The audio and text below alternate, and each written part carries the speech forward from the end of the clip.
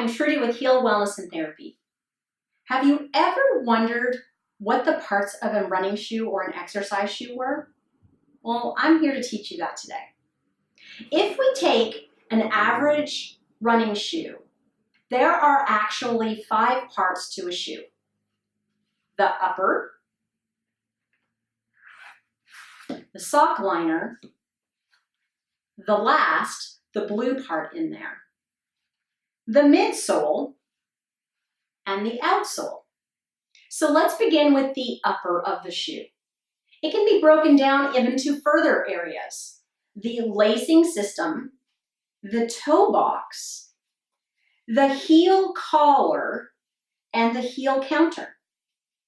The lacing system, laces are going to vary, and how people lace are usually dependent on either foot dysfunction or how they've been taught to lace. The shoe box can be wider or narrower, but it is always made of a mesh to be able to dissipate heat. The heel collar. Certain shoes have more padding than other shoes. Some of that is related to brands, but the whole purpose of the heel collar is to protect the Achilles tendon and your heel or calcaneus from slipping up and down. That is also the purpose of the lacing system. Finally, the heel counter. The heel counter in some shoes might be different than others relative to the material that is part of them. Some have hard plastic pieces to create more stability and support, whereas others have just the same mesh around with a little bit of firmness of polyethylene. What is in the upper of every shoe is specific to the shoe company, but the components of every shoe and upper are exactly the same. The sock liner. The base of most sock liners is made out of ethyl vinyl acetate or EVA to provide additional cushioning with walking, running, or whatever exercise you're preferring.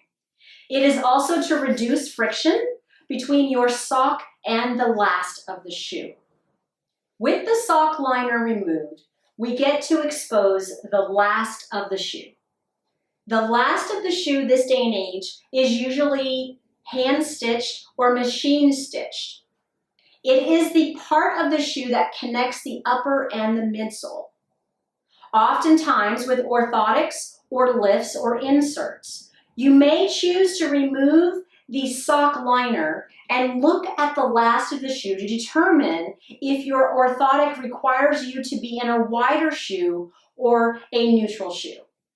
The midsole of the shoe. This is where companies spend their money in bioengineering. Most shoes, this is where you see their proprietary technology. The component of most mid shoes involves either ethyl vinyl acetate, a nice light cushioning material to provide excessive cushioning for an individual that needs it. Somebody that needs a little bit more support, rather than having as much ethyl vinyl acetate, sometimes they use polyurethane. It's a little bit of a denser and heavier material, but it still provides cushioning. Some other companies use what's called a shank that is of a different material. It provides more rigidity or motion control or stability to the shoe. It is where most shoes help you determine the type of shoe that you need for the function of your foot. Most of us, when we look at shoes, we determine the shoe by the outsole, but really that is a part of the fashion of the shoe, for the most part. Where the real meat of the shoe is in the midsole. Finally, the outsole of the shoe. Its purpose, provide you traction. The material of most outsoles are either a blown rubber or it can even be a carbon rubber, like what race car tires are made of. With that being said, I hope it is obvious you will likely never wear out the bottom of your outsole.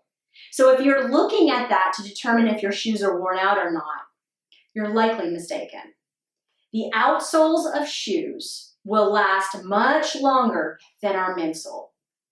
So that's it. Hopefully you now know more about the anatomy of a shoe than you ever knew before. Thanks for watching me today.